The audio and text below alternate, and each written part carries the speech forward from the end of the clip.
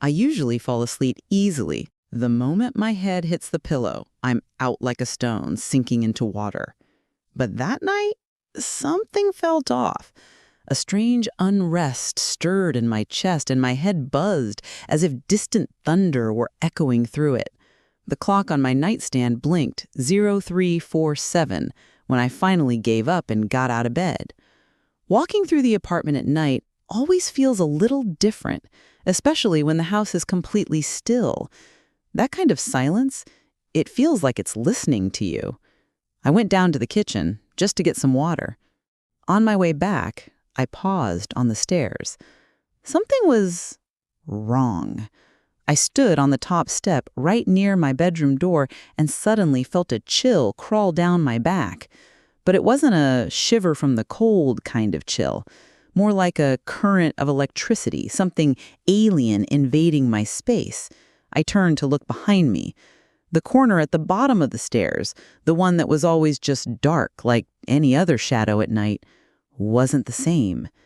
It wasn't just dark. It was darker. The darkness there didn't just sit passively. It seemed to swallow light, like it refused to let anything escape. I stared, trying to understand what was wrong. My eyes searched for shapes, for even a hint of movement, but there was nothing. And yet it felt full. Not empty. Full. Something was there. A presence as real as my own heartbeat, which had suddenly started racing. I took a step back. Then another. "Don't be stupid," I whispered to myself. "It's just the dark." But I couldn't look away. It was like being hypnotized. I felt like if I just stared a little longer, I'd see something. My eyes would adjust, and I'd see... No, better not to know. I thought about going down, switching on the light, proving to myself that nothing was there. But my legs wouldn't move. A grown woman, I ran to my room like a child. I slammed the door, locked it, turned on every light. Only then, sitting on my bed, did I realize my whole body was trembling. Breathing was hard. It felt like death had been in the room, right outside the door. I don't remember falling asleep. I just remember dawn creeping through the window while I sat there, staring at the gap under the door. The light stayed on till morning. At 8 a.m., the phone rang. The number looked familiar, but I couldn't place it right away. "She's gone," said the voice. "Your aunt. Car accident. Around 5 a.m." I didn't answer. Just stared at my feet as they began to shake again. My aunt. The woman who was like a mother to me. And in that moment, I sank into a darkness deeper than the one on the stairs. 2 years passed in a fog. The funeral, the emptiness, the numbness. Diagnosis, major depressive disorder. Pills, therapy, silence. I worked, I lived, but it was like I wasn't really there. Like I was floating next to myself, watching, not living. And only now, 2 years later, I remembered. That night, that darkness. Was it just a night? Just a coincidence? I was sitting in the kitchen again late at night, flipping through old photos, when the memory came crashing back like a wave. The stairs, the tingling, that corner. I decided to go down, to see if it really looked the way I remembered or if it was all in my head. The clock read nearly 4 a.m. I turned on the hallway light. Nothing strange. I walked down. Silence. Cold tiles under my feet. I looked into the same corner. Just a wall, just shadows. But I still felt it. Something. I sat on the stairs, like before, listening to the night. And then, it wasn't a sound, not a movement, but the weight of the air. Like it thickened, sticky, as if my breath was pressing against something that shouldn't be there. I didn't move. I just listened. Because this time, I knew I wasn't alone. I stared into the corner. The darkness wasn't just dark anymore. It pulsed faintly, like it was breathing. And then inside my head, a sudden, piercing pressure, like a scream too high to hear, but it wasn't sound. It was a thought, one that wasn't mine. You saw me once. Now I see you. I leapt up, stumbling over a step. The light started to flicker. "This isn't real," I whispered, not realizing I was crying. And then the lights went out. I ran for the switch. Click, click, click. Nothing. The silence was so thick my ears started ringing. And then, in that total darkness, I saw her. A shape. Tall, twisted, as if pieced together from broken parts. Standing in the corner. No eyes, no mouth. Just a black mass devouring the space around it. I strove. Couldn't scream, couldn't run. "Now it's your turn," said the voice in my mind. Not mine, but using it. Always alone, at night, when your heart is still soft from sleep and your mind too weak to fight. She took a step, heavy, like rising from a grave. Then another. I stumbled backward, fell. When I looked again, she was gone. Just a shadowy corner. Still. Quiet. And the lights came back on, blinding me. I didn't sleep that night, or the next. I shut myself in, turned off my phone, ignored everyone. I replayed every detail. That night, 2 years ago, and now. It wasn't a dream, not a hallucination. I searched for answers online, in psychiatric journals, in paranormal forums. Almost nothing. Until one post stopped me. An anonymous user. They wrote about a shadow that appears between 3 and 5 a.m. It doesn't come randomly.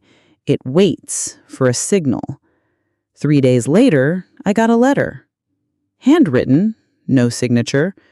"Your aunt knew, but she didn't tell you. It's a debt. She paid for you, now it's your turn." A thought stabbed through me so sharply I almost choked. My aunt died instead of me. That night, I hadn't just felt something. It came for me. She knew and stopped it. But now, I found her journal, old, dusty, in a box I'd never had the heart to open. One entry read, "I know it will come, but if I'm the last, it will stop.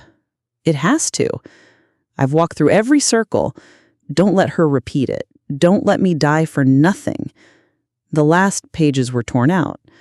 But on the back of one, in shaky handwriting, "Darkness isn't emptiness. It's a place, and it wants out." I moved, left everything behind. New city, new apartment, new habits. But sometimes, between 3:30 and 5 a.m., I still wake up. No reason, just wake up, heart racing. It first happened 3 days after I moved. I checked the clock. 0347. I didn't get up, didn't go for water, just lay there, staring at the door. And then, under it, the light started to dim, slowly, like something passed by. I shut my eyes, breathed through the tears. It's just darkness, I told myself. And maybe it is. But why then do I always wake up at the exact same time? 0347. Always. And each time, I feel a little closer to that corner, the one without light, the one where she waits. I've started recording everything. The time, the light, the sounds, the temperature, emotions, dreams, if I had any. I keep a journal, page by page, night by night. 0347, 37 minutes past 3. It seems random, but randomness doesn't repeat with mathematical precision for 2 months straight. I went to the doctor, then another. Tests, psych evals. Everyone shrugged. Maybe anxiety, sleep disorder. But no one asked the most important question: what's waking me? So I started researching. Not why I wake up, but why at that time. I found something. Not in medical journals, but in a magazine from 1960. Buried in library archives, abandoned by time. The author, an unknown psychiatrist who practiced secretly after World War II. In his notes, he mentioned patients who woke at 0347 with the sense they were being watched. Again and again. Different ages, genders, backgrounds, always the same time. They don't wake up, he wrote. They're dragged back, and not by something outside. They're dragged from wherever they were and placed in front of something. He called it a fracture, a thin membrane between sleep and waking, a place where something could reach through and pull you out. Testing, probing, checking if it's time. I didn't sleep for 3 nights. Then I couldn't take it and finally dozed off. I woke up, 0347, but this time I wasn't in my bed. I didn't remember walking to the stairs. The lights were on. I stood below, in front of that same corner in my nightgown, holding a glass of water, just like before. And then I saw her, a little girl, standing behind me. It took a few seconds before I realized it was me.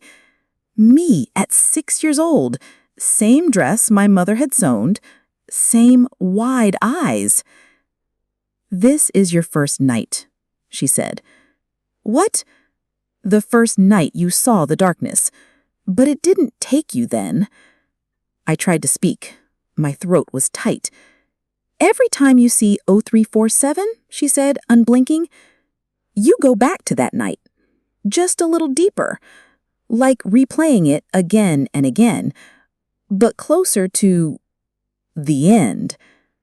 "What end?" I asked. She didn't answer, just vanished. I was back in bed. Everything was the same. Lights on, heart pounding, and on my nightstand, a half-empty glass of water. The next day, I found something I'd missed in my aunt's journal, an entry dated 2 weeks before she died. 0347. What is that point in time? Not REM, not deep sleep, but that's when they come. I saw myself as a child. I asked, "Is it time?" She didn't answer, but her eyes said, "Almost."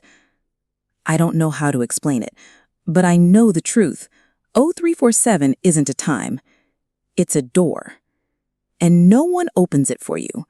You open it with your pain, your fears, your unfinished business, the shadows you carry with you. It's the moment memories stop being memories and become real. The next time I woke, I was ready. I didn't panic, just sat in bed, listened to the silence. 0347. I asked out loud, "Why me?" And something in the dark answered, in a voice that was mine, but older, warped. "Because you never remembered what happened. You never knew why it didn't take you. But you were chosen that night, and every 0347 since has been a test to see if you're ready. Now." And then I did remember. I was 6. Night. My mother screaming at someone in the hallway. I stepped out, but it wasn't her. Darkness. That corner. That same feeling. And then my aunt. She stepped between me and it, and then blank. She took that memory. She kept it, and death followed her instead. I don't know when the next 0347 will come, but I know now it's not about time. It's about the threshold. And if you've ever woken in the dead of night at exactly 0347, don't run for water. Don't look out the window. Don't turn on the lights. Because maybe you didn't wake up at all. Maybe something is watching, checking if the door is finally open.